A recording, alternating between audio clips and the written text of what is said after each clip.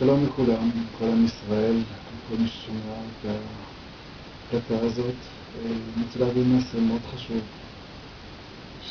ומסר רוחני שהתבוננתי בדברים שקורים לעם ישראל בזמן האחרון בכלל.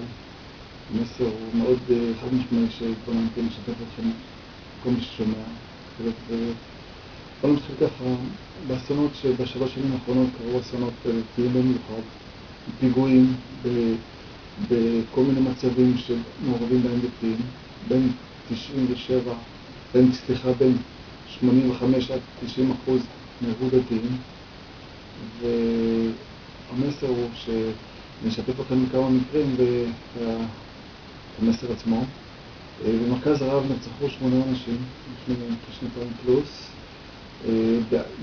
בבאביצ'ר בהודו נרצחו גם 8 אנשים, סך הכל ברצח ההוא.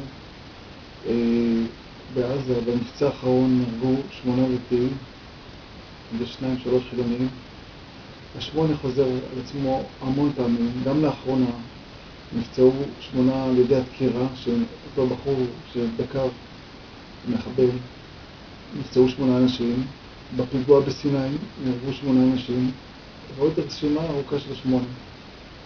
8 זה מספר שמצא לבור עולם, הוא אינסופי. לבור עולם מעביר לנו מסר. בכרמל, בשרפה בכרמל נהרגו 44 אנשים, שיחד זה עוד הפעם 8. וזה קרה בדיוק בחנוכה. כ8 ימי חנוכה, כ8 נרות חנוכה. וסך הכל 44 אנשים שנהרגו זה 44 נרות חנוכה. והמסר הוא חד משמעי, ברור להם מזהיר אותם. לפני שיקרה גוג ומגוג. לפני שהוא כועס עליהם מאוד מאוד, במיוחד על הדתיים. כי הם יוצאים ממנו, הם סוטים מהדרך לדעתי, וגם משתף אתכם עם זה. ומה המסר? המסר הוא שדי לדברים הלא נכונים. בוא נאמר ככה, לפני, בוא נאמר, זהו. אז המסר הוא שאם לא תעשו שינוי דתיים, וכל עם ישראל יעשו את השינוי, כי ברור אני מצפה מהעם היהודי לעשות שינוי, להביא את השלום לעולם ולערבים וליהודים יחד. והמסר הוא, אם לא תעשו את השינוי, אני אשרוף פה את כל ישראל. במסר בכרמל בשרפה, שהוא ישרוף את הכל, כדי להביא אותנו מחושך אל האור של 44 נרות של חנוכה ו8 חנוכה. המסר הוא ש8 וברור עולם אומר לנו, חבר'ה תתעוררו, כי אני עומד לכסף אחד בצהריים ותעשו שינוי. והנה הכל מתחיל לרמזים מאוד גסים וברורים. אמריקה, שהיא הבסיס שלנו, שמקבלים ממנה $2 מיליארד כל שנה, אין לה $2 מיליארד, עוד מעט, בגלל לנו אין. היא עומדת לפשוט את המכנסיים ולהוריד את התחתונים, מה שנקרא, אין לה שקט. וכל המצב, אנחנו בכלל שורים באמריקה, ואין לנו ברירה, אלא להסתמך על אמריקה. וגם מסביב לארץ ישראל, כל העולם, יש בלגן, לא ידוע מה קורה, המצב הוא מאוד קשה, בצפון, בסוריה, במצרים, בירדן,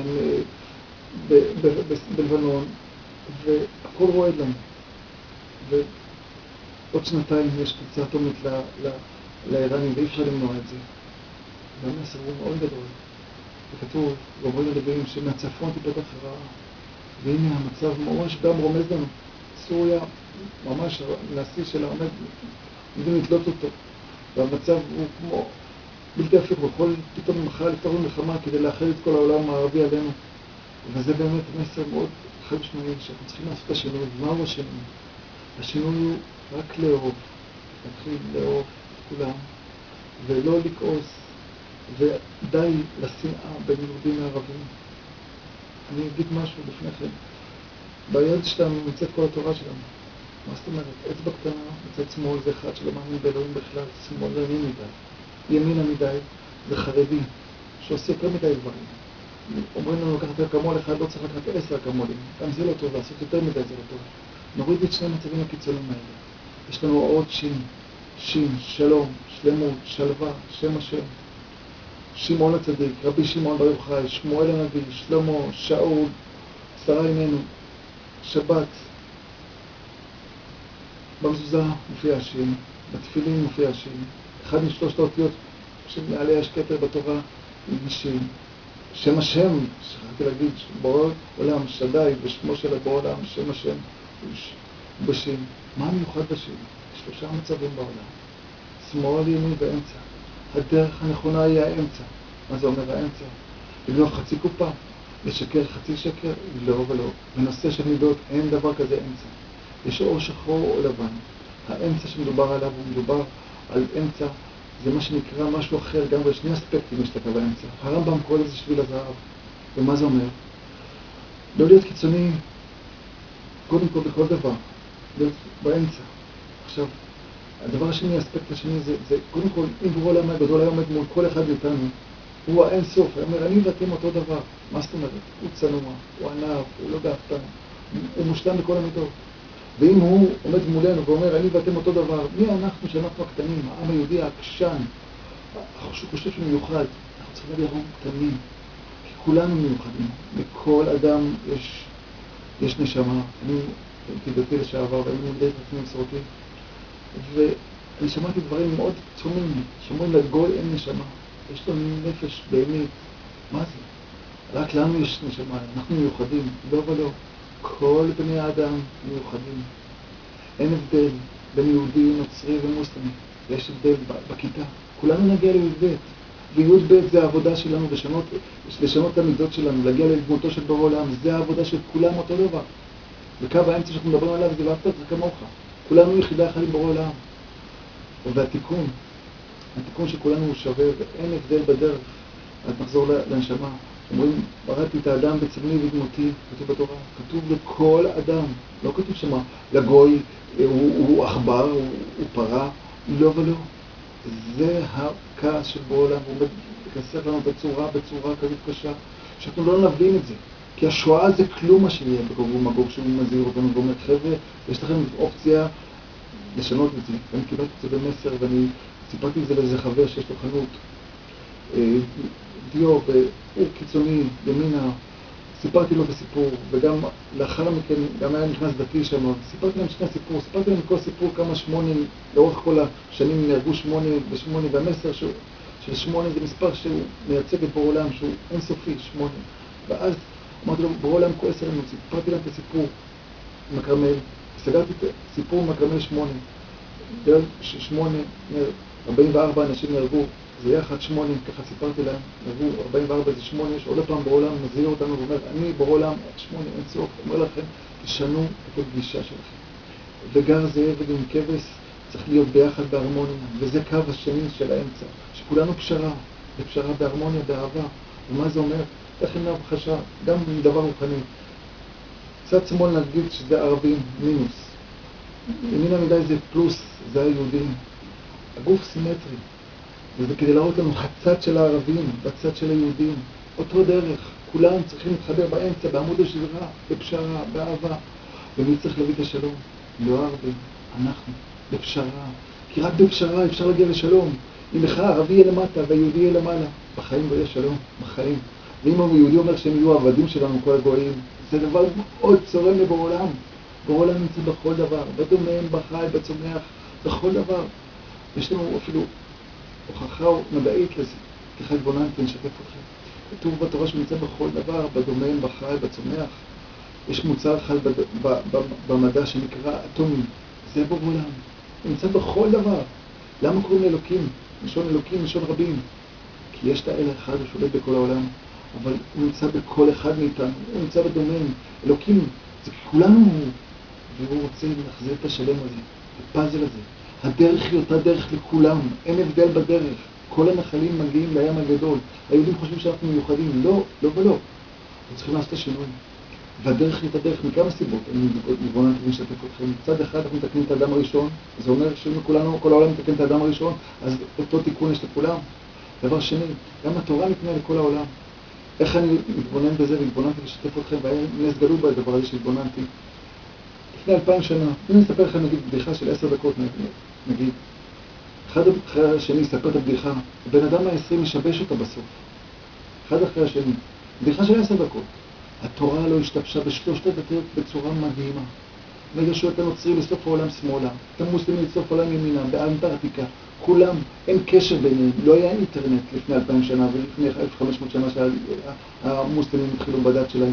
היית שואל את כולם, לא היה דפים, לא היה על קלף, והתורה מדברת שלושת הדתות על אותה דרך בדיוק, התורה שבכתב, בלי פירושים. בית חדשה זה תורה של, הפירוש של הנוצרים, וקוראן זה פירוש של המוסלמים, והתורה שבעל פה זה פירוש שלנו. אולי אנחנו הכי קרובים לאמת, אבל עוד יש לנו המון דרך. אנחנו צריכים לפרש אותה, אנחנו הקטנים. היא ניתנה לקטנים ולא לרבנים ולגדולים. הגדולים יכולים לנווט ולהגיד את האמת, להגיד לנו דברים יפים והם חזקים וגדולים. אני לא מי פני ערכם.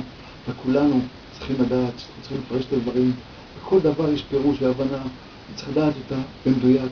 ואני אעשה בורא עולם אומר, חבר'ה, תתחילו להבין מה שאני אומר. אתם לא עושים מה שאני אומר. אתן לכם עוד דוגמה. כתוב, לגבי בשר וחלב. לא תבשל גדי בחלב אימו. זה מה שכתוב. כולם אמרו שבשר וחלב לא לאכול. אני מבין איזה משהו אחר. אני שכתוב כאן פירוש שלי. הפירוש שלי אומר, לא לשחוט את הגדי שהוא קטן, עוד לא נולד, לשחוט אותו, לאכול אותו, לפני שהוא יונק חלב מאמא שלו. זה אחד, יכול להיות שזה גם עוד דבר. לא לקחת, אולי עושים, שוחטים את הגדי ולוקחים את החלב ועושים איזה מרק בתוך החלב של האמא שלו, זה אכזרי. בורא עולם אומר, נתן לנו את הדבר הזה, לא בגלל, הוא לא יבוא איתנו עקום ועקום יגיד לנו, כתוב בתורה לא תגנוב, חד משמעי. הוא אמר את זה בדרך עקיפה? לא, גם פה. המסר הוא ברור. כל דבר צריך להתבונן בתורה ובדברים, בדיוק, בהבנה, ולהבין שיש טעויות, הרבה טעויות בהבנה שלנו. במתמטיקה, מה שמיוחד, אני אחזור לפני המתמטיקה, במילה ישראל, התבוננתי, שיש ישר האל. קודם כל יש אל בתוך המילה ישראל. הדבר שני ישר האל. יושר הולך עם שני דברים.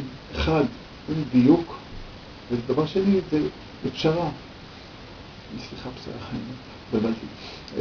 דבר שני זה יושר בין אדם לאדם. והדיוק הוא בורא עולם מצפה מאיתנו לפרש את הדרך שלו.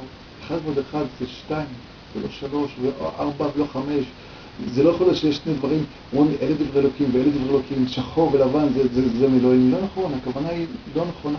כי או לרצוח או לא לרצוח, או לגנוב או לא לגנוב, או לאכול חזיר או לא לאכול חזיר.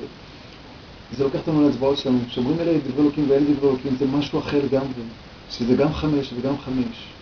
שגם הטוב וגם הרע הוא מביא אותנו לשלמות, כי אנחנו לא יכולים להגיע לשלם בלי לעבור במינוס, בחוסר.